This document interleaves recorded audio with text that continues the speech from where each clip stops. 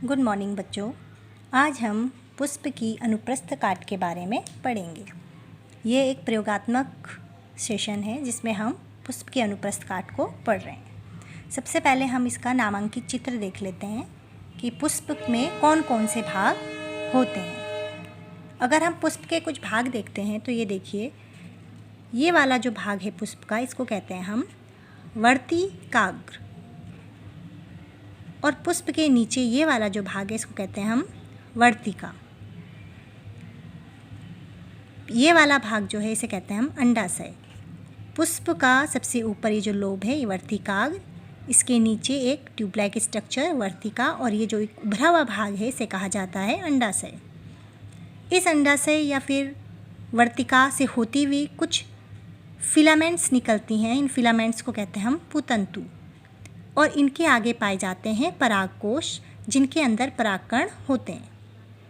फिर इसमें ये कलरफुल पार्ट, इसे कहते हैं हम दल, और सबसे बाहर की तरफ पाए जाते हैं वाह्यदल।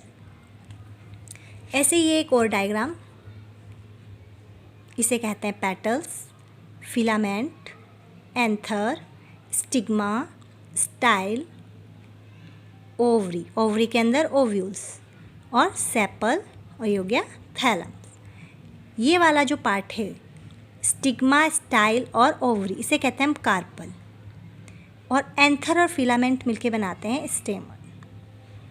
तो बच्चों, ये तो हमने इसका नामांकित चित्र देखा कि किस तरीके से पुष्प का नामांकित चित्र है। अब हम इसमें पुष्प में देखेंगे।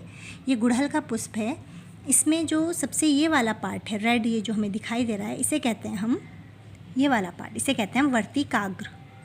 इस वर्तिकाग्र में ये वाला भाग हो गया वर्तिका, और ये हैं इसके फिलामेंट जिसको कहते हैं हम पुतंतु।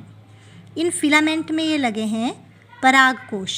इस परागकोश में पाए जाते हैं परागकण, और ये हैं कलरफुल पार्ट जिन्हें हमने पेटल्स यानी कि क्या कहा है, दल कहा है, और एक ग्रीन पार्ट जिसे कहा है हमने वाह्यदल। इसी तरीके से हमने एक दूसरा पुष्प लिया है।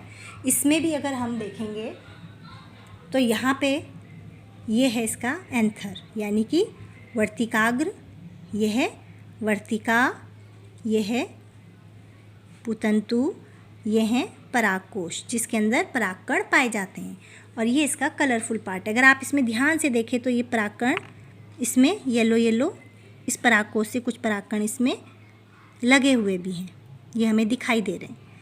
और उसके बाद यहाँ पे ये वाला उभरा हुआ भाग हो गया अंडाशय।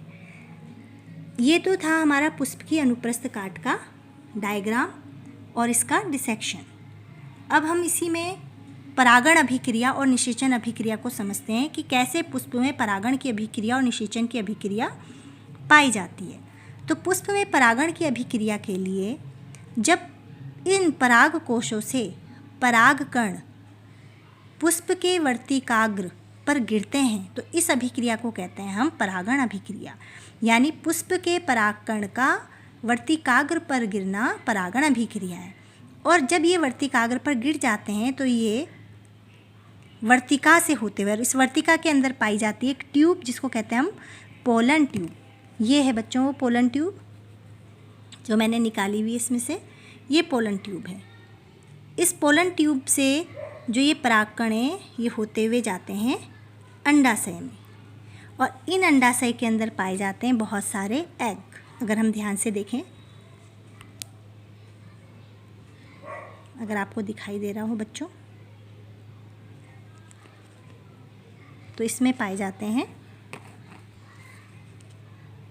अंड। ये देखो वाइट वाइट सफ़ेद कलर के दिखाई दे रहे हैं। तो जैसे ये इस अंडाशय में आते हैं पोलन ट्यूब से होते हुए, तो ये अभिक्रिया हो गई निषेचन। तो इस प्रकार से पुष्प में परागण की अभिक्रिया और निषेचन की अभिक्रिया कैसे होती है।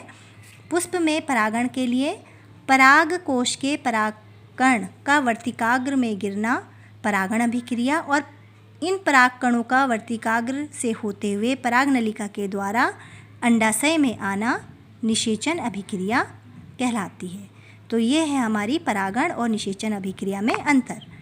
अब परागण अभिक्रिया भी दो तरीके से होती है। एक होता है स्वपरागण। स्वपरागण यानी स्वयं हो जाए, अपने आप हो जाए। जब पुष्प उसी पुष्प की जाति पे परागकण अपने आप ही उसके वर्तिकाग्र पर गिरते हैं, तो ये हो गया स्वपरागण। लेकिन जब परागण की अभिक्रिया के लिए माध्यम की आवश्यकता होती है तो उसे कहते हैं हम परपरागण। अभी मैंने आपको शुरू में बताया था कि जो पुष्प हैं अगर उनके दल रंगीन होंगे तो वो कीट पतंगों को अपनी ओर आकर्षित करते हैं। तो वो आकर्षण का कारण ही ये होता है कि जितने पुष्प रंगीन होंगे उतना ही ज़्यादा पुष्पों में परपरागण की संभावनाएं ज़्यादा पाई जाती हैं। सेम वही चीज़ इस पुष्प में भी है कि ये जो वर्तिकाग्र है, ये देखो इसका लोब तो कितना सुंदर साफ बिल्कुल स्पष्ट दिखाई दे रहा है हमें, ये देखिए। और ये जो हमारे परागकोश हैं इनके परागकण भी पत्तियों में यहाँ पे रेड रेड, ऑरेंज ऑरेंज से येलो, ये पिंक के ऊपर दिखाई हमें दे रहे हैं, है ना। तो ये हो गया परागण अभिक्रिया जो आज हमने पढ़ी। इसके आगे और भी प्रयोग हम करते जाएंगे बच्चों, आप लोग पहले इन्हें कीजिए, समझिए। अगर कोई चीज़ समझ में नहीं आ रही है तो वो आप मुझसे पूछ सकते हैं। Thank you.